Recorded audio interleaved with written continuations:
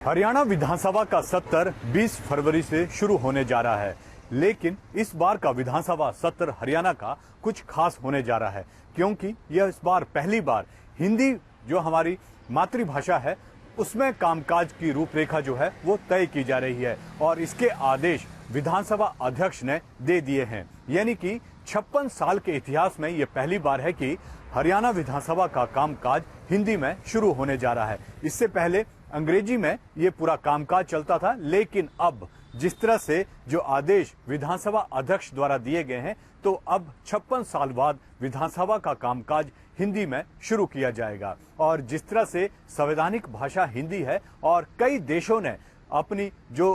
भाषा है, चाहे वो संवैधानिक भाषा है, उसमें अपनाकर जो है वो देश को जो है वो सुदृढ़ किया गया है। वहीं पर अगर हरियाणा की बात करें तो हरियाणा की मातृभाषा भी जो है वो हिंदी है और इसीलिए यह कदम जो है वो खास तौर पर उठाया गया है, क्योंकि हरियाणा में जिस तरह से जो ज्यादा अक्सर गांव है शहरों के मुकाबले, तो ऐसे में अंग्रेजी समझने में थोड़ी सी जो परेशानी आती थी, तो उसको कहीं ना कहीं एक नया रूप देकर जो है अब जो मातृभाषा है हिंदी, उसमें कहीं ना कहीं कामकाज करने के आदेश जो है वो हरियाणा सरकार ने दिए हैं। और इस तरह से देखा गया है कि हरियाणा सरकार अक्सर नए नए काम जो है वो अपने कार्यकाल के इस दौरान जो है वो ले रहे हैं। और जिस तरह से आने वाले महीनों में या यूं कहें कि अगले साल विधानसभा चुनाव भी होने जा रहे हैं, तो ऐसे में मातृभाषा को लागू कर एक संदेश के तौर पर भी जनता के बीच में सरकार देना चाहती है कि जो मातृभाषा है उसको कहीं ना कहीं बढ़ावा दिया गया है। और जिस तरह से जो विधानसभा है हरियाणा की, ये पहले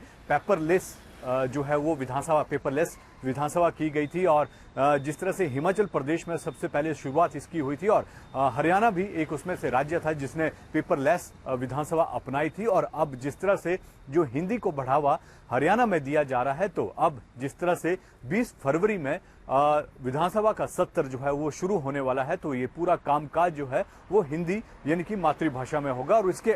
खासतौर पर आदेश जो हैं वो विधानसभा अध्यक्ष जो ज्ञानचंद गुप्ता है उनके द्वारा दिए गए हैं।